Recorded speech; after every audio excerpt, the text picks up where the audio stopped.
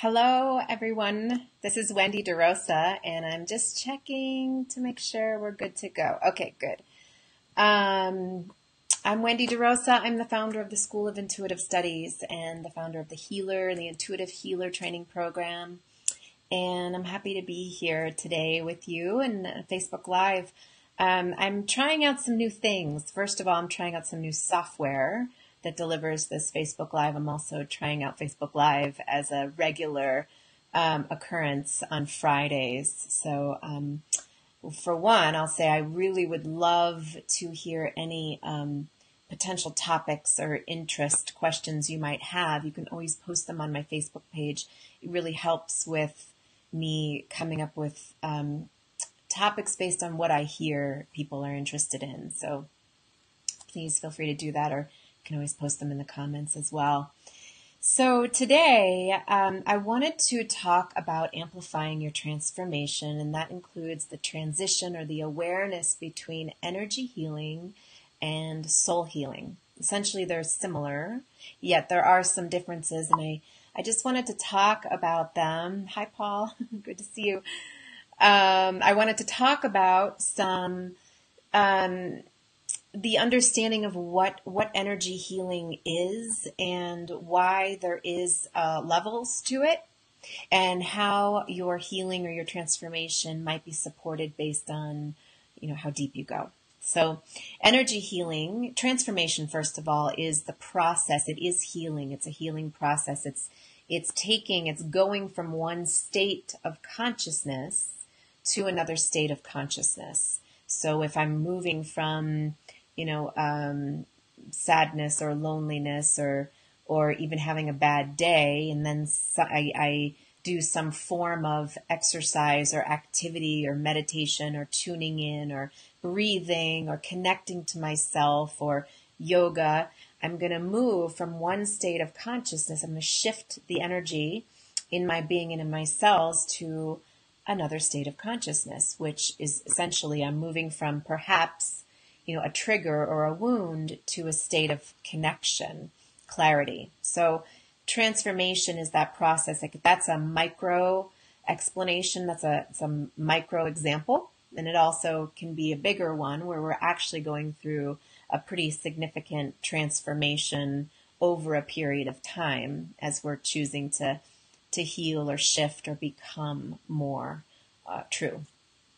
So within energy healing looks at the underlying energy or the state of being underneath a particular symptom or a particular consciousness. So within energy healing, if somebody says, I'm really, or if I say I'm really wanting to, lose weight, or I'm wanting to shift from some old patterns that I have, or I'm really wanting to find a relationship.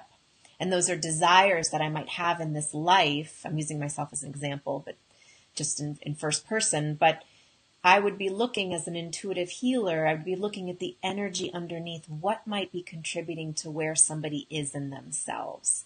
Because all of our energy system carries imprints, and we carry belief systems, and we carry our emotions as stored energy in the body, unless, of course, we process that energy. But most of the time, we live with a story. We live with awareness in the lower half of our body or somewhere in our body, and energy healing addresses what might be going on underneath that symptom. And through various techniques, we can start to move or clear or shift that energy. And energy healing is a pretty big umbrella. So I personally would put talk therapy under the form of energy healing, because you can, through talking through your process and coming through an awareness inside yourself, you actually can shift the energy. You can come out in a different state of being. You can feel better, or you can feel raw. You can feel more connected to yourself if you talk through the process. There's all different kinds of techniques, ranging from tapping to yoga, to deep breathing, to bringing awareness to places in your body. there's all different kinds of modalities out there that addressed clearing energy in the body that would all fall under the umbrella of energy healing. So sometimes we can, embark upon the journey of healing, and we can do that through energy healing. And I mentioned talk therapy as an option. We can do any one of those options and get to a point where we are recycling patterns. We're getting stuck. We're not exactly going deep enough into understanding what the base wounds are, what the root issues are, or what might be blocking a deeper transformation. And when we're starting to look at the word transformation, at that point, we're starting to shift from energy healing or healing on this mind-body level and an emotional level to moving into the spiritual level. So in energy healing, there's a point where even we can clear and clear and clear and clear and not have transformation, not have catharsis, not actually get to that level of I'm ready to shift. And to do that, that's where transformation goes from energy healing to soul healing. That's when we start to address more deeply the power of spirit and the power of grace and the power of divine connection with our soul communing with our body in this lifetime. So soul healing includes an open crown chakra, an open heart chakra, and faith, and the awareness that I am shifting from my divine consciousness. I'm shifting from understanding that I am inside my story to I am actually a soul in this body with a bigger mission, with a bigger journey, with purpose, even if we don't, purpose is such a loaded word. I don't even like using the word, to be honest, but it is a purpose. It's a way of being here on this earth, that there's something bigger for us to do and to be in this world. And a lot of that has to do not with doing, but with being. How am I resonating? Who am I here to radiate as? And so when we start to let the mind move out of the way, which the mind can be in the way with energy healing. It can. We can follow different techniques and modalities that still keep us sort of controlling and in the mind about what it is that I am here to create. And soul healing makes this consciousness shift to the backside of the body, the backside of our energy channels. It has us leaning back into grace and saying, I'm willing to release my agenda. I'm willing to release my expectations and my control. And I'm willing to let go of whatever it is that I'm carrying, not just from this lifetime, but what I've carried into this lifetime, what my soul is carrying on the deepest level. And that awareness takes us deep into the central channel of our body. And we have this beautiful central channel. It runs from the crown of our head all the way down through the entire body to the pelvic floor. And it actually continues into the earth through our grounding cord. But our central channel is where we are receiving grace. That's our deepest midline. That's where we're communing with spirit inside ourselves. That's our prayer channel. That's where we go deep into our soul. It's in the central channel. And when we start that process of really sitting with spirit in the center of our being, we are opening up more possibility and potential for what's available for us here in this life that our mind may potentially block should we stay in our mind. So when we start to let go and go in deeper, then we're starting to make this journey between what energy healing would teach, which is that we shift and clear and release patterns and blocks in our energy field, which is important and true, but it shifts from the story being about who I am in this life to now going into what is being asked of me as a soul. Am I willing to expand who I am as a soul in this body and in this life? So what I believe in my experience as being an intuitive healer now for 21 years this year, and making and just watching the cycles of consciousness rising. I've seen it over the years. When I started energy healing and intuitive healing, intuition was still not an above the table conversation. Some places it's still not, but it certainly wasn't. And there was no social media back then. So, and not to the degree we have it now. And so I've watched, in my own experience, I've watched it expand, people feeling their calling, feeling the expansion, the stepping in, the soul, connecting more to spirit, and doing it with courage and bravery.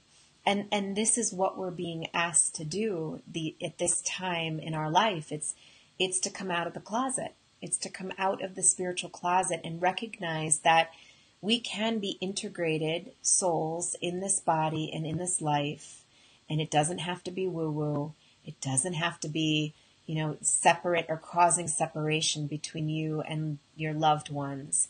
It actually is truly an integration of your soul, who you really are, into this body and into this life. And this is what's being asked of us. It's to take our energy healing to the soul level and to say, who am I to be here as a soul? What are my gifts? What is being asked of me?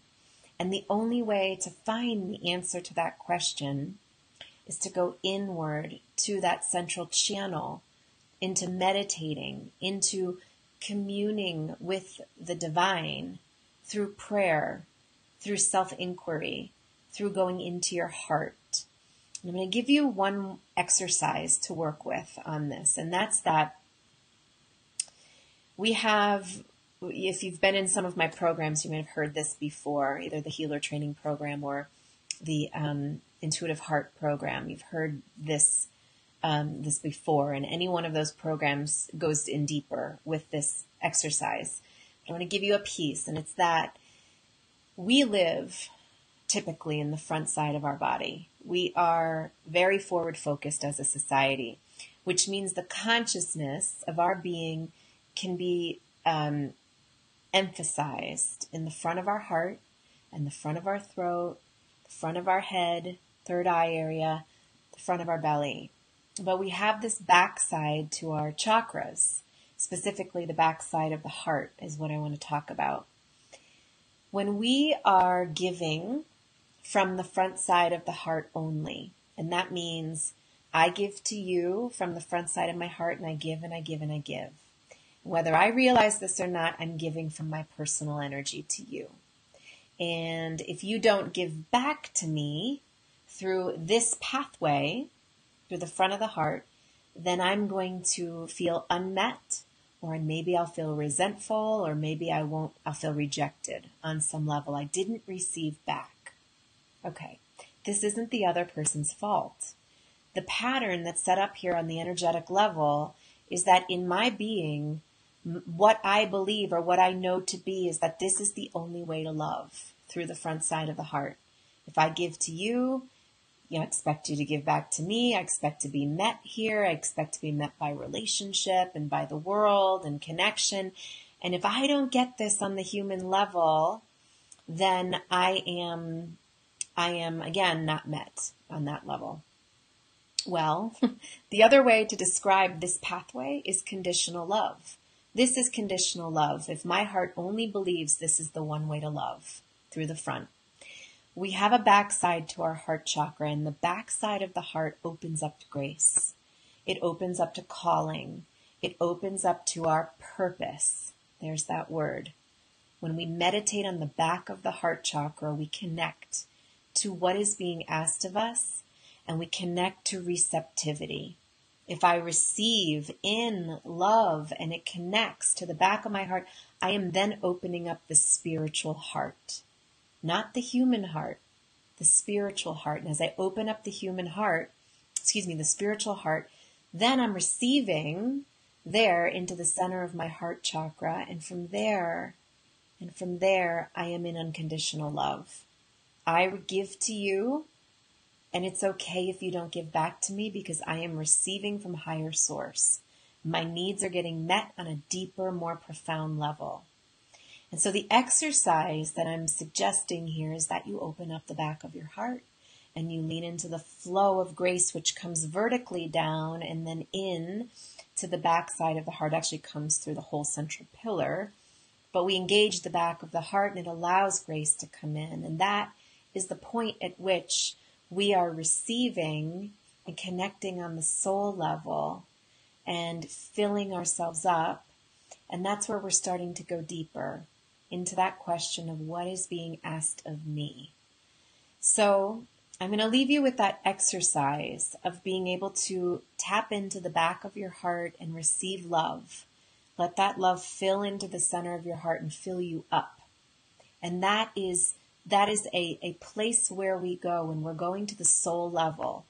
It's connecting to the back of the body, specifically through the back of the heart, and recognizing that I am a soul here to ignite my essence in this life, to become a vibration, to become a vibratory field. It's not about doing anymore. We've been doing for a long time. Doing gets us somewhere. I mean, we need that aspect of that's actually part of our masculine consciousness, our productivity, accomplishing. And we need that. We need that part of ourselves, but not without the being, not without the vibratory essence. So that is the exercise I'm going to leave you with. And if you joined in late here, again, my name is Wendy De Rosa, and I'm the founder of the School of Intuitive Studies. I also want to tell you that I have an amazing program coming up with the Shift Network, which is starting at the end of this month, and I'll post the link to it. And what that program is a deeper dive into soul healing. We'll be doing karmic clearing. We will be doing connection with spirit guides and angels. We will be doing major transformation, healing with lineage, energy you've come into this world with. So if you are interested in going deeper into soul healing, I invite you to join that program.